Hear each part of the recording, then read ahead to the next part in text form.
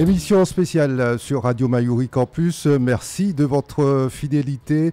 Je reçois le professeur Philippe Mérieux qui a donc présenté à l'Université de Guyane une conférence autour de la thématique de l'éducation, plus précisément éduquer.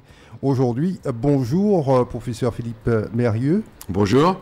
Est-ce que vous pouvez nous rappeler l'objet de cette conférence que vous avez donnée hier, éduquer aujourd'hui, est-ce qu'il faut l'appliquer à la Guyane ou c'est un thème plutôt général?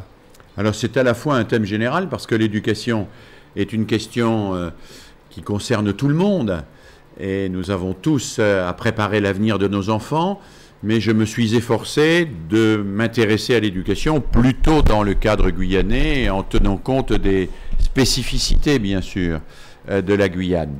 Alors cette intervention s'inscrivait d'ailleurs dans un cadre plus large, puisque je suis venu en Guyane 2 semaines, invité par l'Université de Guyane pour animer un diplôme universitaire nouveau qui se crée cette année à l'Université de Guyane, piloté à la fois par le service de la formation continue de l'université et par d'autres partenaires comme la protection judiciaire de la jeunesse, et qui est destiné à former des professionnels pour aider les adolescents difficiles. Alors ce diplôme universitaire adolescent difficile existe en France, il en existe 6 déjà dans l'Hexagone, il en existe 1 depuis 2 ans en Martinique, et pour la première année, nous avons souhaité le faire exister aussi en Guyane, à l'Université de Guyane, avec les partenaires qui travaillent sur les adolescents difficiles et sur les problématiques spécifiques de ces adolescents difficiles en Guyane. Quels sont les prérequis pour pouvoir suivre cette formation ? Alors, il n'y a pas de prérequis particulier. Il faut être déjà engagé professionnellement comme éducateur, comme animateur d'une structure d'accueil, comme enseignant. Il faut déjà avoir un engagement qui fait qu'on est concerné par cette question des adolescents difficiles. Il pourrait y avoir, il n'y en a pas, des magistrats, des policiers, tous ceux et toutes celles qui, à un moment ou à un autre, se coltinent la difficile question de ces ados qui déraillent un peu et dont on a le devoir de les mettre sur le droit chemin. Et ces personnes qui suivront cette formation auront quel niveau d'études à la sortie? Est-ce que ce sera un diplôme, une formation? Oui, c'est un diplôme. C'est une formation diplômante qui délivre un diplôme qui est une formation exigeante. 3 semaines de cours à plein temps, plus un certain nombre de cours à distance, la rédaction d'un mémoire, et à l'issue de tout cela, 1 année de formation, il y a la délivrance d'un mémoire, d'un diplôme par l'Université de Guyane. Et la formation dure combien de temps? Une année. C'est une formation d'1 année avec des temps en présentiel, des temps à distance et du travail personnel. Est-ce qu'il y a du personnel qualifié en Guyane pour pouvoir assurer cette formation? Oui, bien sûr. Au sein des temps de présentiel, il y a à la fois des intervenants guyanais, des pédopsychiatres, des professionnels de l'enfance, des professionnels de l'éducation. Et puis, nous sommes quelques-uns à venir de l'Hexagone pour compléter l'équipe des professionnels guyanais et travailler en partenariat avec elles. Est-ce que vous pouvez nous parler de votre expertise, de votre parcours, monsieur Mérieux? Alors écoutez, moi je suis d'abord et à l'origine un enseignant. J'ai été à la fois professeur de philosophie en lycée, puis professeur de collège, j'ai été instituteur, j'ai été professeur de lycée professionnel. Et ce qui m'a toujours passionné, c'est la transmission, transmettre des savoirs. Alors transmettre des savoirs, ça a pu être facile quand notre ambition nationale, c'était de transmettre les savoirs à une petite partie d'enfants qui étaient les privilégiés de la connaissance, qui avaient trouvé leur panoplie de bons élèves au pied de leur berceau. C'est de plus en plus difficile dès lors que l'on va vers des enfants qui ont été malmenés par la vie, qui n'ont pas nécessairement le goût d'apprendre, qui n'ont pas l'envie d'apprendre. On dit qu'ils ne sont pas motivés. C'est à nous de les motiver. Nous n'avons pas à attendre que les enfants soient motivés pour apprendre.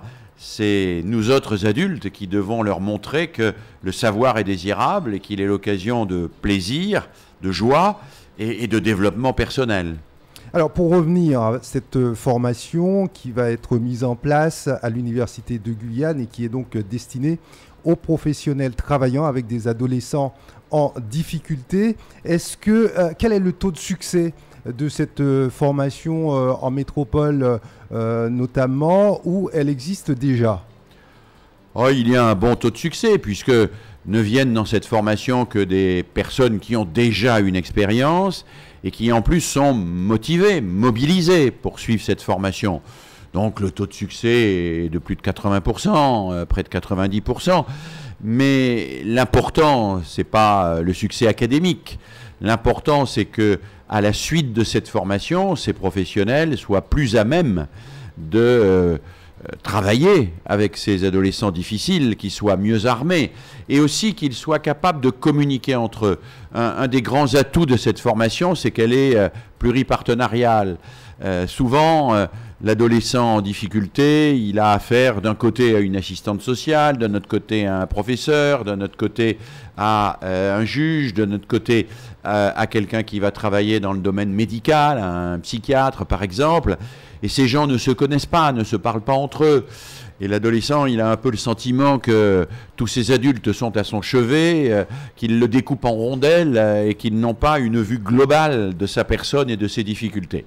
Eh bien, le diplôme universitaire adolescent difficile a pour vocation de donner la possibilité à tous ces professionnels différents de communiquer, d'avoir un langage commun et de mettre en place des actions en commun pour que cet adolescent progresse.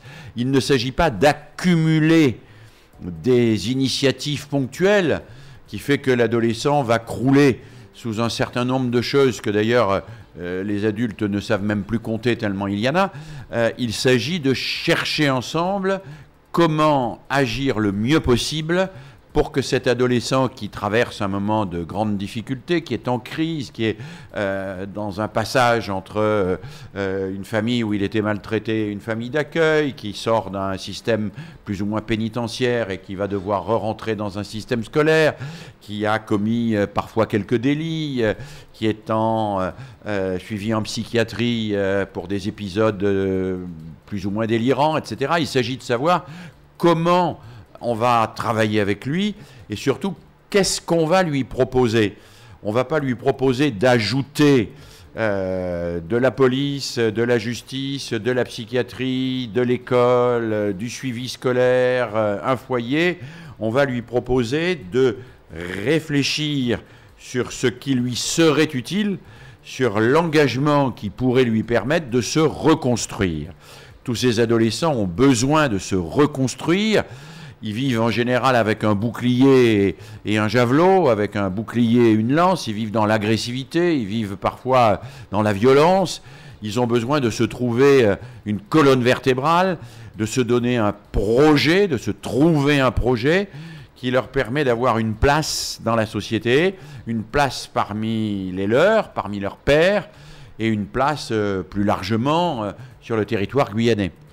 Professeur Philippe Mérieux, cette formation pourra-t-elle faire baisser le taux de décrochage scolaire très élevé que nous connaissons en Guyane? Il faudrait bien sûr que cela fasse baisser à la fois le taux de décrochage scolaire, mais aussi le taux de suicide, qui est un taux élevé par rapport à d'autres départements. Chez les Amérindiens, oui. Ouais, mais également le taux de jeunes qui sont suivis dans des situations psychiatriques difficiles. Oui, il faudrait faire baisser tout cela.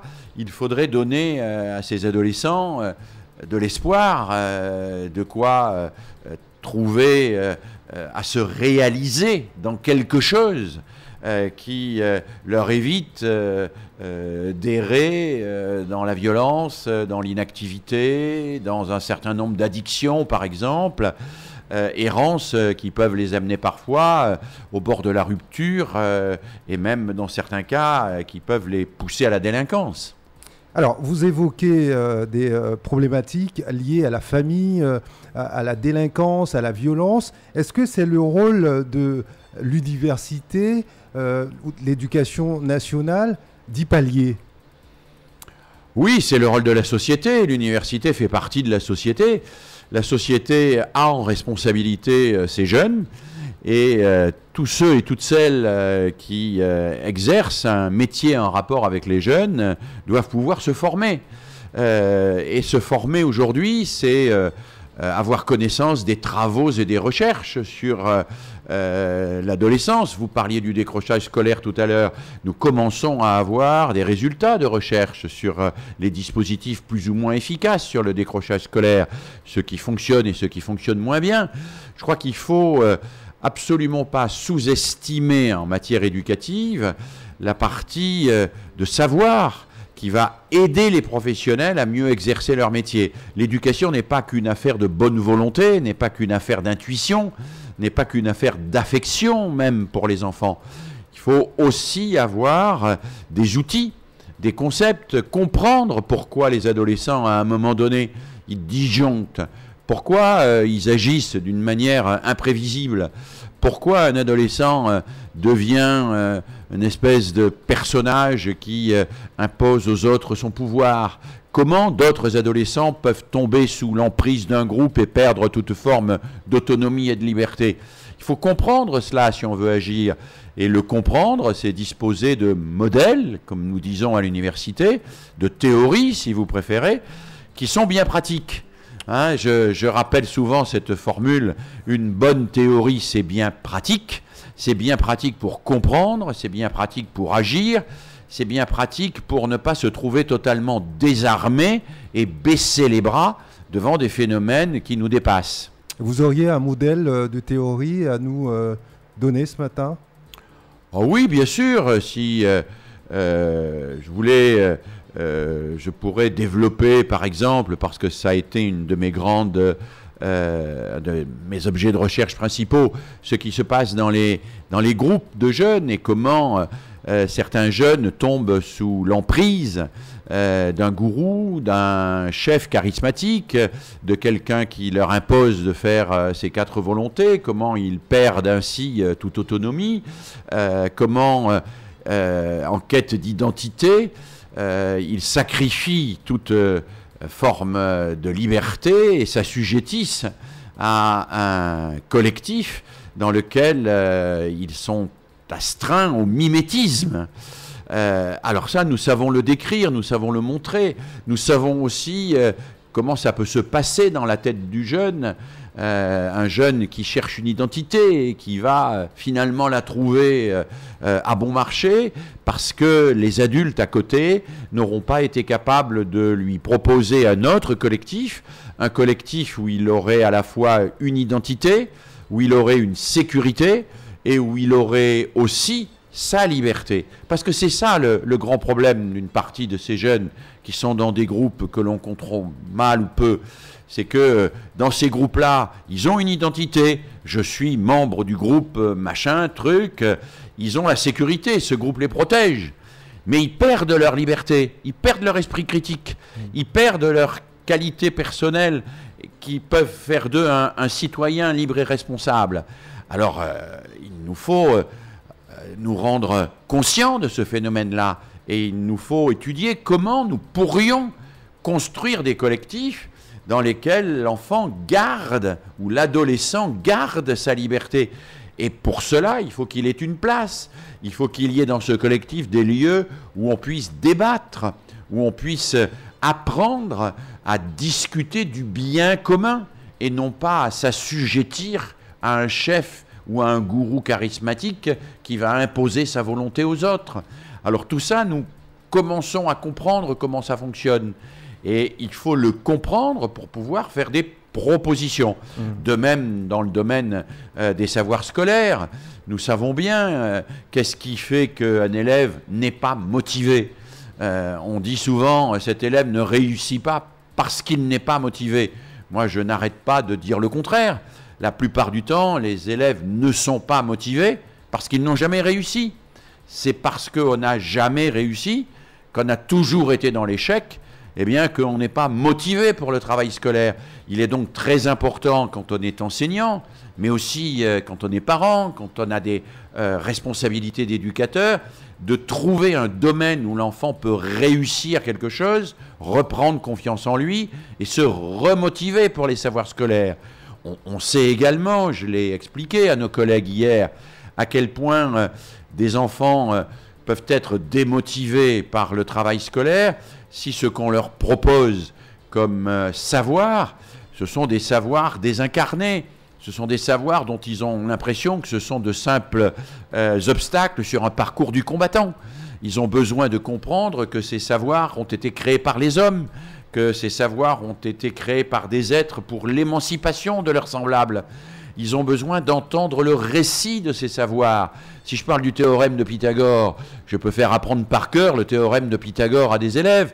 Ils le réciteront par cœur. Ils me diront que le carré de l'hypoténuse est égal au carré des deux autres côtés dans un triangle rectangle. Et puis ils l'oublieront. Ils l'oublieront parce qu'ils n'auront pas compris que le théorème de Pythagore a été construit à un moment donné par quelqu'un qui est allé en Égypte, qui a étudié les pyramides, qui a étudié la corde à nœuds, qui avec la corde à nœuds a réussi à créer un angle droit avec une corde dont il faisait un triangle avec 3 nœuds, 4 nœuds et 5 nœuds.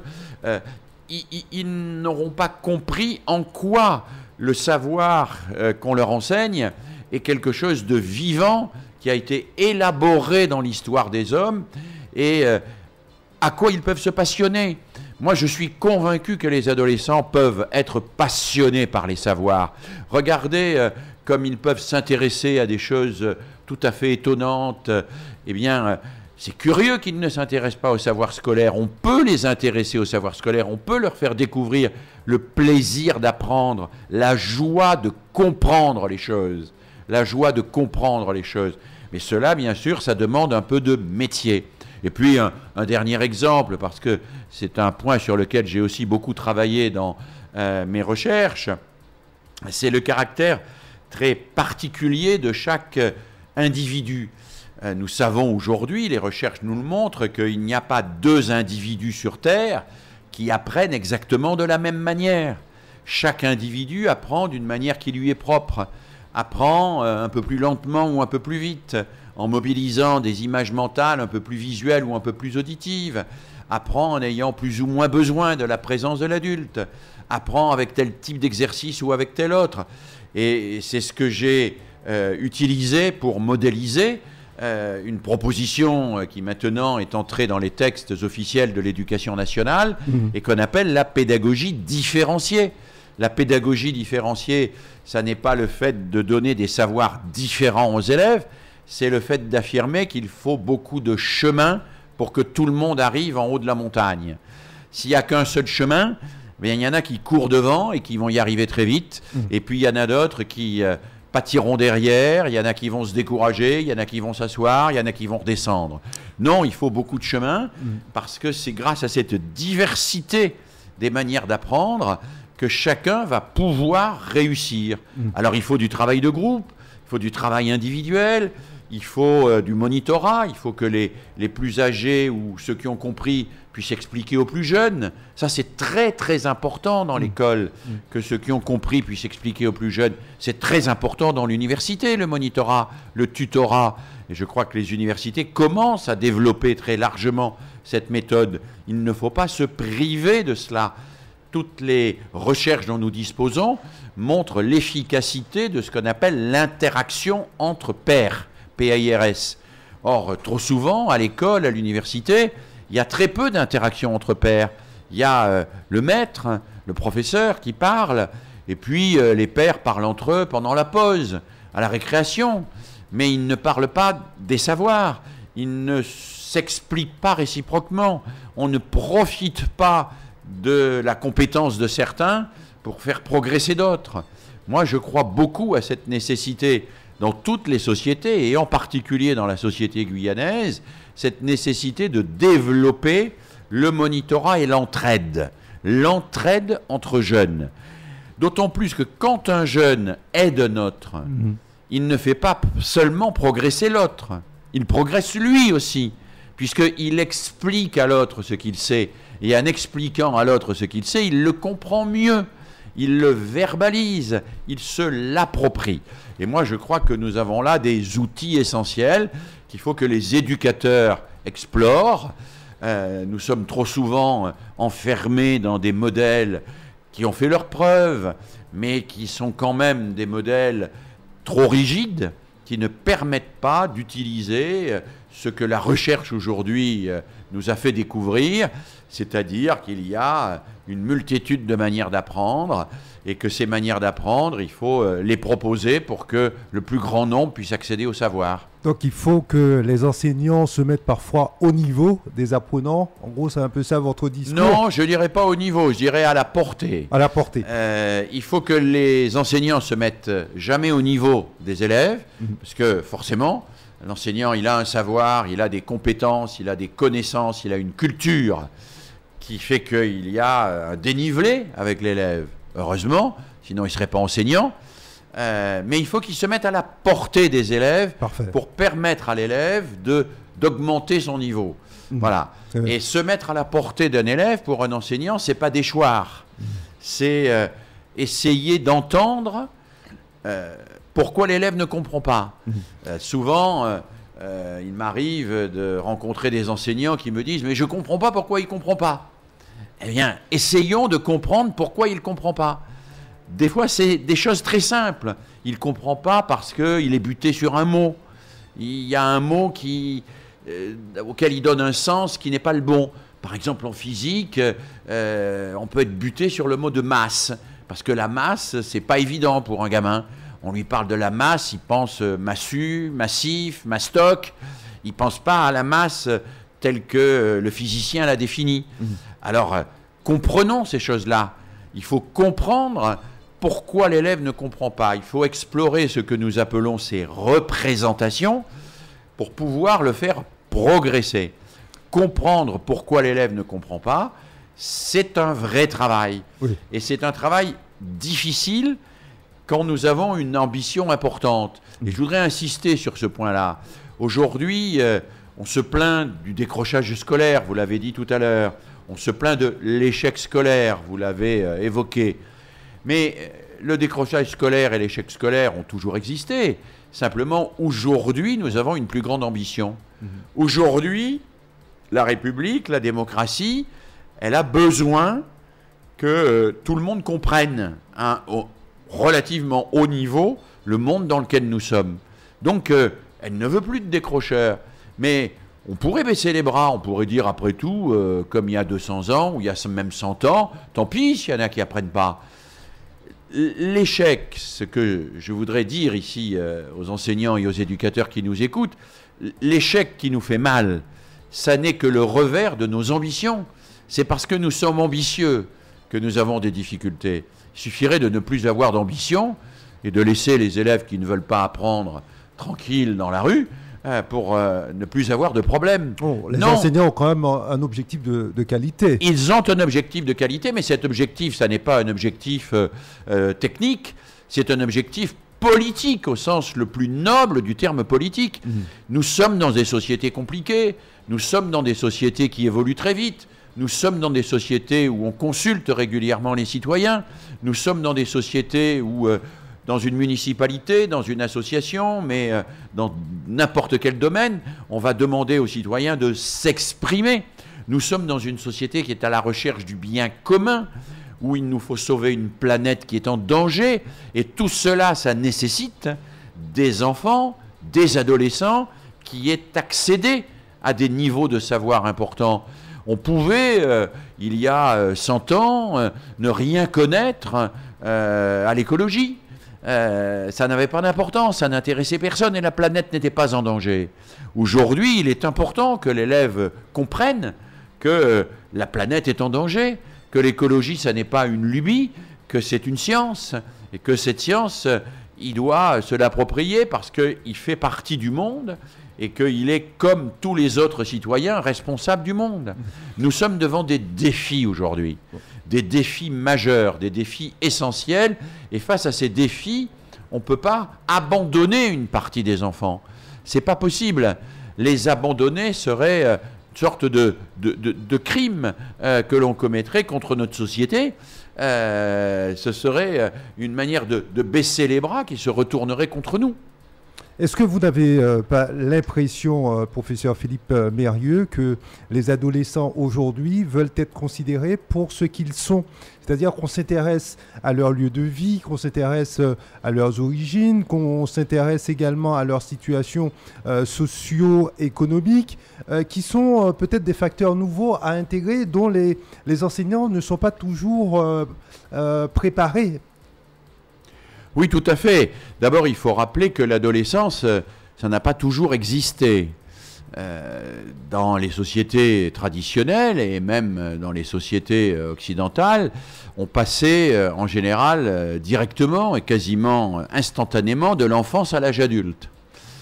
Quand une jeune fille avait ses règles, elle passait de l'enfance à l'âge adulte. Quand un enfant allait chasser avec son père, il n'était plus un enfant, il devenait un adulte, il pouvait fonder un foyer.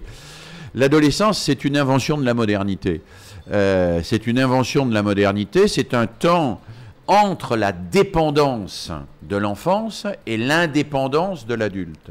C'est donc un temps de construction de l'autonomie. L'enfant est dépendant, il n'est pas autonome.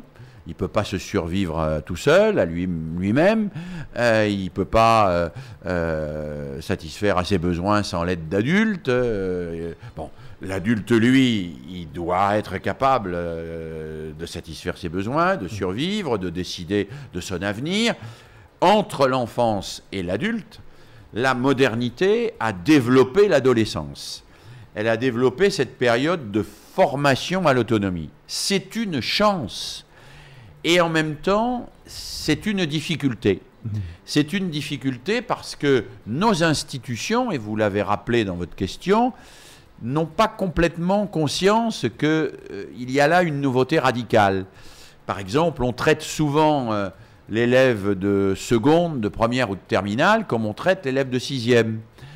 On n'a pas suffisamment conscience qu'un élève de sixième est souvent encore un enfant, et qu'un élève de terminale, c'est un adolescent, c'est plus du tout un enfant, et qu'on ne peut pas tout à fait le traiter de la même manière, et qu'il y a, comme vous le dites très justement, des problèmes qui sont des problèmes personnels, des problèmes psychologiques, de construction de la personnalité. Il faut se situer par rapport à ses parents, parfois il y a des choses qui coincent par rapport à la famille.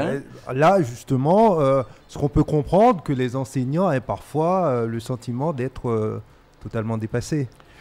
Je ne crois pas que les enseignants aient le sentiment d'être dépassés. Je crois qu'ils ont le sentiment que leur métier est devenu plus difficile. Et il est devenu plus difficile parce que l'institution est plus exigeante. Il est devenu plus difficile aussi parce que cette institution qui est plus exigeante scolarise des jeunes qui sont différents. Ils sont différents aussi pour des raisons techniques, pour des raisons qui tiennent à l'environnement et que vous connaissez bien. Un adolescent, il a toujours son téléphone portable dans la poche. Aujourd'hui, il passe son temps à envoyer des textos, à gérer ses histoires d'amour ou ses problèmes personnels avec ses petites touches sur son téléphone. Ses capacités d'attention ne sont plus les mêmes qu'il y a 30 ou 40 ans. Un adolescent passe beaucoup de temps devant les écrans. Je ne dis pas simplement l'écran de son téléphone, mais l'ensemble des écrans, l'ordinateur, la télévision, quelle qu'elle soit, dans quelque langue qu'elle diffuse. Ces adolescents-là, ils sont face à des médias nouveaux et leur rapport au savoir a changé. Le professeur, aujourd'hui, il n'est pas seul à transmettre des savoirs, à donner des savoirs. Un adolescent, il tape sur Internet et il apprend des tas de choses. Sauf que, sur Internet, quand il utilise un moteur de recherche, les résultats ne sont pas classés par ordre de vérité. Ils sont classés par ordre d'attractivité. C'est-à-dire que c'est le plus attractif qui est en tête, c'est pas le plus juste. Les plus consultés. C'est le plus consulté ou c'est celui sur lequel il y a des gens qui ont travaillé pour le faire remonter dans la liste. Exactement. Il y a même des gens qui sont payés pour faire remonter dans la liste sur les moteurs de recherche. Bon. Eh bien, l'adolescent, il faut qu'il apprenne Et c'est compliqué, et l'enseignant a là une responsabilité tout à fait déterminante, à ne pas être fasciné par l'attractivité de quelque chose, mais aller chercher la vérité. Et la vérité, parfois, elle n'est pas à la première page du moteur de recherche. Elle est à la 3e ou à la 4e page. Oui. Alors là-dessus, d'ailleurs, il y a un outil que les adolescents et à l'école utilisent beaucoup et qui est intéressant, qui est Wikipédia. Parce que, contrairement à beaucoup d'autres outils de ce type, si on aide les élèves, ils peuvent savoir, face à une notice de Wikipédia, si elle a été travaillée par plusieurs personnes, si elle a été étayée par des travaux scientifiques, si c'est réellement des savoirs qui sont stabilisés, ou si au contraire c'est un uluberlu qui a fait ça tout seul et qu'on ne peut pas y avoir confiance. C'est vrai que là, vous évoquez la question du numérique à l'école qui fait certainement partie aujourd'hui, qui doit faire partie de l'éducation de nos enfants, de nos adolescents. Alors, professeur Philippe Mérieux, alors, vous avez effectivement énormément travaillé sur la question de l'éducation, sur les problématiques que l'on peut retrouver autour justement de cette notion et les difficultés auxquelles sont confrontés de plus en plus les enseignants. Question beaucoup plus, on va dire, prosaïque, triviale. Est-ce que ça vous est déjà arrivé de rencontrer des jeunes, soit dans les quartiers de Cayenne, de Saint-Laurent, des villes où vous avez été, ou devant une épicerie, et si oui, quel type d'échange que vous avez avec eux? Oui, bien sûr, et avant de passer une semaine ici à Cayenne à travailler avec mes collègues et à travailler avec les étudiants, j'ai passé une semaine à arpenter un petit peu le territoire, à aller à Saint-Georges, à Saint-Laurent, à discuter dans les collèges, dans les lycées, avec les professeurs bien sûr, mais aussi avec des parents, avec des associations et avec des jeunes. Oui. Et avec des jeunes. Parce que ce sont ceux qui sont concernés par votre discours. Bien sûr. Alors, la première difficulté pour moi, je le dis très simplement, elle est liée à la question de la langue. Ce que j'ai découvert et qui est un point sur lequel mes collègues guyanais sont très sensibles, c'est le fait que pour un nombre important d'adolescents, et je ne sais pas exactement quel est le pourcentage, vous le savez sans doute mieux que moi, le français est une langue qu'ils ne parlent qu'à l'école. C'est-à-dire que dès qu'ils sortent de la classe, ils utilisent une autre langue. Oui, qui est souvent le créole. Qui est souvent le créole et parfois d'autres langues. Si on va à Saint-Laurent, si on va à Saint-Georges, des langues vernaculaires. Voilà. Et la question que me posent souvent les enseignants, c'est comment on fait pour faire acquérir des programmes en langue française à des enfants qui n'apprennent le français qu'à l'école, qui ne parlent pas le français avec leur famille, qui ne parlent pas le français entre eux, et à qui... quand je m'adressais, je leur posais des questions en français, ils me répondaient en créole ou ils me répondaient dans leur langue. Bon, ça c'est une vraie difficulté. Et en même temps, je pense que c'est pas insurmontable. Je pense que c'est pas insurmontable parce que tous les travaux dont nous disposons, et là l'université est très riche, montrent que le bilinguisme, ça n'est pas un handicap. Tout à fait. Et que si la langue est bien apprise, le bilinguisme peut être réellement un atout pour un enfant, un atout pour un adolescent, et peut l'aider, au contraire, à progresser et à se développer intellectuellement. Mais à condition que l'on pratique réellement la langue. Par exemple, le français, le pratiquer, ça ne veut pas dire simplement l'entendre. Ça veut dire faire des exposés en classe en français. Ça veut dire parler à ses collègues en classe et expliquer en français. Ça veut dire écrire en français et pas simplement des brouillons un peu chaotiques, mais écrire réellement un certain nombre de choses exigeantes. Donc, si on veut que ce bilinguisme ne soit pas un handicap, il faut que la pratique de la langue française soit une pratique effective dans l'institution scolaire et qu'on s'adresse effectivement aux enfants en français. Alors, il n'est pas question d'éradiquer. Jusqu'à maintenant, ce qui se passe, c'est que chez eux, les enfants, ils parlent, leurs parents leur parlent en créole. Bien sûr. À l'école, collège, lycée ou encore à l'université. La majeure partie du temps, les professeurs s'adressent à eux en français. C'est pas un obstacle en soi. On connaît énormément d'exemples où des enfants vivent dans une famille française, anglaise, japonaise et sont scolarisés dans une école espagnole ou anglaise et ils apprennent les deux langues et ils n'ont absolument aucun problème pour apprendre les deux langues. Ils n'ont pas de problème si on les aide à bien pratiquer.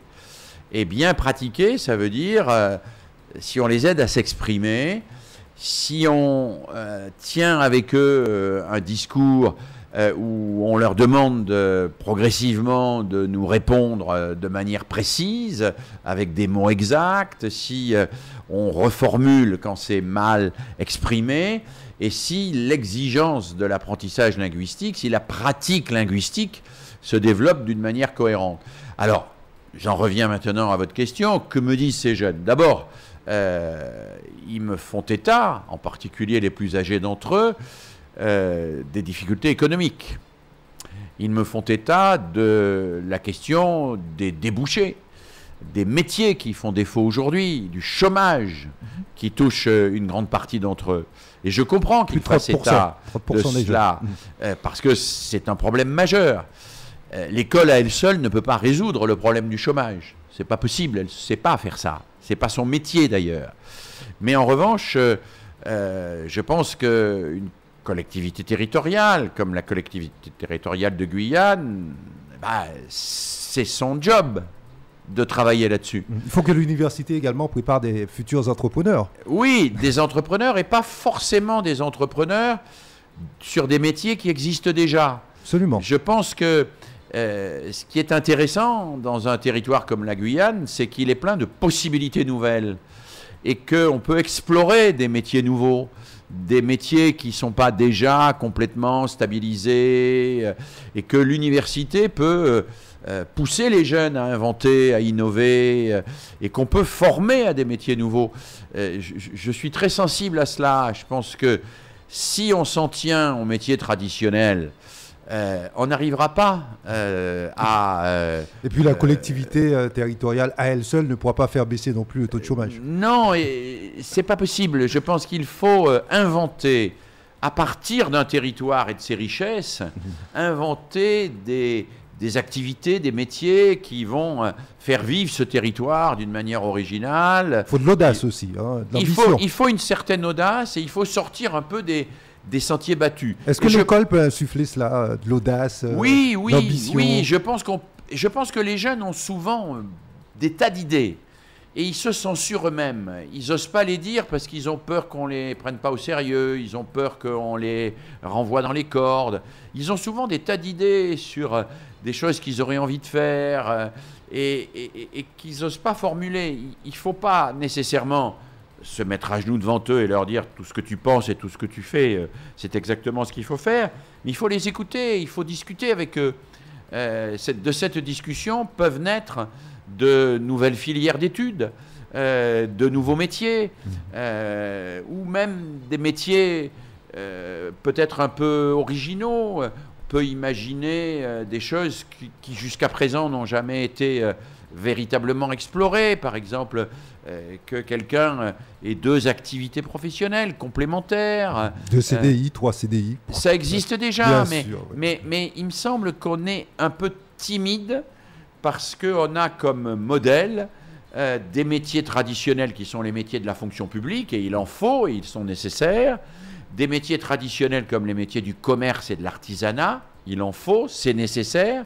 Mais même dans ces métiers-là, on doit pouvoir faire évoluer les choses. Tout à fait. Et en particulier, je voudrais insister sur un point qui me tient beaucoup à cœur. Je pense que nous avons besoin de gens qui investissent leur vie et qui aillent dans des métiers autour de l'enfance et de l'adolescence. En dehors de l'école, il y a des tas d'activités qui peuvent être proposées aux enfants et aux adolescents.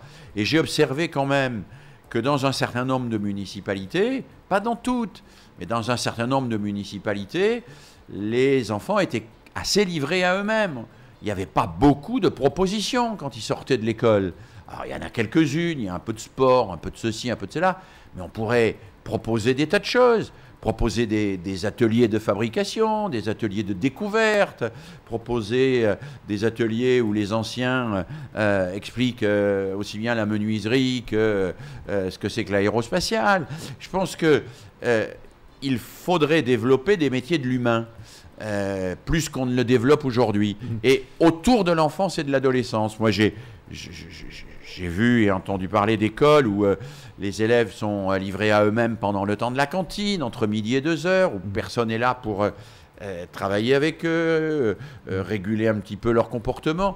Je pense que l'éducation est encore un champ où il y a de nouveaux métiers à inventer, à construire. Alors évidemment, il faut les financer. Évidemment, il faut les financer. Là, mais vous faites certainement allusion aux activités on peut les financer. Périscolaires Oui. Qui ont été... en tout cas, c'était une mesure du gouvernement de Sarkozy à l'époque. Oui, c'est plus ancien que ça. Le périscolaire, ça date d'il y a bien longtemps. Ça date des mouvements d'éducation populaire. Ouais, mais il y a une volonté de le redynamiser, faire en sorte que l'ensemble des communes... Je pense qu'il faudrait le faire plus qu'on ne le fait. Tout ce qu'on appelle l'éducation populaire. L'éducation populaire, c'est pas seulement en direction des jeunes d'ailleurs, ça peut être aussi en direction des adultes. Et malheureusement, c'est la culture permanente tout au long de la vie. C'est le mouvement associatif qui porte l'éducation populaire, c'est tout cela. Tout cela a été un peu abîmé, tout cela n'a pas été suffisamment poussé.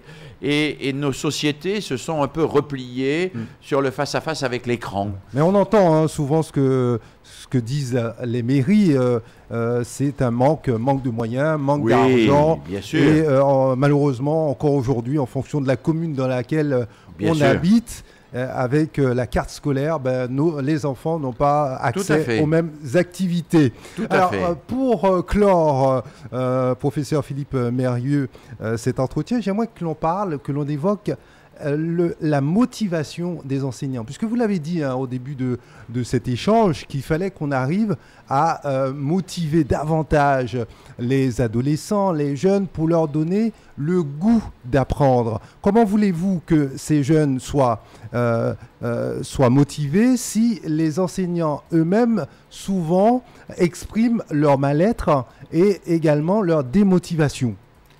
Alors, c'est deux choses différentes, le mal-être et la motivation. Moi, je comprends le mal-être d'un certain nombre d'enseignants qui sont aujourd'hui face à des difficultés auxquelles ils n'ont pas été formés. C'est pas pour autant qu'ils sont démotivés. Moi, j'ai rencontré des enseignants qui étaient un peu en mal-être, mais qui étaient très motivés. Qui abandonnent, qui vont faire autre chose. Oui, alors il y en a qui abandonnent et qui vont faire autre chose, et il y en a un nombre significatif. Ouais. Moi, je pense que beaucoup de choses se jouent dans la formation initiale et continue. Beaucoup de choses se jouent dans la formation initiale. On a une formation initiale, je me permets de le dire dans cette université, parce que c'est pas seulement vrai ici, c'est vrai dans toutes les universités françaises. On a une formation initiale qui est trop déconnectée de la réalité, qui n'est pas suffisamment en prise sur les difficultés réelles du territoire. Sur ce que c'est que tenir une classe, sur ce que c'est que réagir quand un élève pète les plombs, sur ce que c'est que enseigner le théorème de Pythagore à des élèves qui ne pensent qu'à la telenovela brésilienne. On est trop loin de tout ça. On a une formation initiale qui ne prend pas suffisamment en compte le quotidien et la professionnalité du métier. Et la formation continue n'est pas suffisante non plus.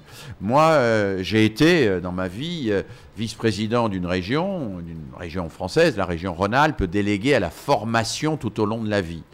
Je crois que nous sommes sortis de l'ère où on se formait entre 15 et 25 ans, et puis on faisait le même métier toute sa vie. Ça, c'est fini. C'est plus possible. Les choses vont trop vite. Je le confirme. Les choses vont trop vite. Il faut de la formation tout au long de la vie.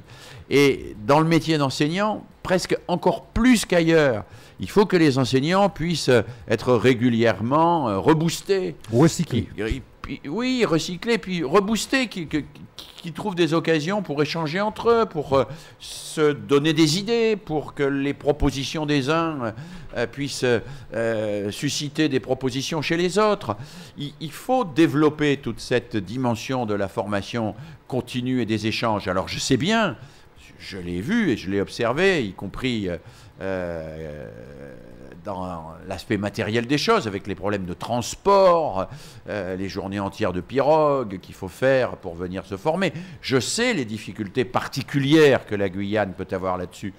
Mais d'une part, on n'utilise pas suffisamment les ressources d'Internet pour la formation continue, et elles sont considérables. Et d'autre part... Ouais, mais faut-il que, à l'autre bout, les gens soient équipés, c'est vrai, c'est vrai, c'est vrai. Mais je trouve que l'équipement commence quand même à arriver. Hein. C'est pas... on est quand même en retard sur la oui, bien sûr. 4G, bien sûr, bien sûr. Mais il m'a semblé quand même qu'il y avait un effort qui était fait de ce côté-là et qu'on pouvait espérer que les choses, le retard soit rattrapé. Et puis, il faut aussi, malgré tout, de temps en temps, permettre aux gens de se regrouper parce que se regrouper, échanger, communiquer avec les autres, c'est indispensable. Et pour des enseignants qui souvent ont une affectation en Guyane où c'est leur premier poste, pour des enseignants qui se trouvent dans des conditions de vie difficiles. J'ai vu des enseignants dans des conditions de vie personnelle difficiles, s'entasser à 4 ou 5 dans un petit local pour vivre parce que le logement qui leur était proposé n'était pas là. Hein. Pour des enseignants qui ne connaissent pas parfois la langue que parlent leurs élèves, pour des enseignants qui ne connaissent pas la culture de leurs élèves, c'est pas facile. Et je pense qu'ils ont besoin d'être soutenus, ces enseignants-là. Ils ont besoin d'une formation continue très structurée, très charpentée. Plus qu'ailleurs, je crois. Plus qu'ailleurs, parce que la situation est très particulière. La Guyane est immensément riche de cultures diverses. Elle a une histoire fantastique. Elle est un creuset, un carrefour d'échanges, de populations, de cultures. Bon. Tout ça, ça peut motiver considérablement des gens. Mais pour être motivé par cela, pour avoir envie de relever le défi de l'éducation du XXIe siècle dans ce territoire, il faut être formé dans la formation initiale et être accompagné dans la formation continue. Tout au long de sa vie. Merci. Tout au long de sa vie. Merci beaucoup, professeur Philippe Mérieux, d'être venu nous voir à Radio Mayuri Campus. Merci à vous. Merci de m'avoir invité. Je vous en prie. Je rappelle que vous êtes de Lyon. Encore en exercice à la retraite, non, les deux? Non, je suis encore en exercice. Je suis ce qu'on appelle un professeur émérite. Je dirige des recherches. Et puis j'en profite puisque... je peux faire une minute, non pas de publicité, puisque ça ne me rapporte rien, mais pour dire que ceux et celles qui sont intéressés par les travaux et les recherches que nous menons sur l'éducation peuvent aller sur mon site, où il y a à la fois beaucoup de documents, mais aussi beaucoup de films. J'ai réalisé énormément de films, parce que je trouve que les films sont très illustratifs, et qu'on y voit les élèves au travail, etc. De films sur l'histoire de l'éducation, sur l'histoire de la pédagogie, etc. Ils peuvent aller sur mon site, qui est très facile, c'est Mérieux, .com. Ils trouveront là énormément d'idées, de films, de documents qui pourront non pas appliquer, mais dont ils pourront s'inspirer et qui pourront contribuer à leur redonner le moral. Et je rappelle que vous étiez invité par l'Université de Guyane en vue de la mise en place d'un diplôme à destination des professionnels chargés, en tout cas des professionnels qui seront amenés à accompagner des adolescents en difficulté. Merci beaucoup à vous et je vous dis à très bientôt à ce micro. Merci, merci. Bon courage à votre radio, parce que je crois qu'elle joue un rôle absolument essentiel sur le plan culturel. Elle joue un rôle absolument essentiel qui est celui d'une université qui ne se replie pas sur elle-même et sur ses diplômes et ses savoirs, mais qui irrigue la cité tout entière. Absolument. Personne ne devrait être impressionné par l'université. Elle devrait pouvoir être le lieu où chacun se sent accueilli. Et vous y contribuez. C'est notre objectif. Merci beaucoup à vous. À bientôt.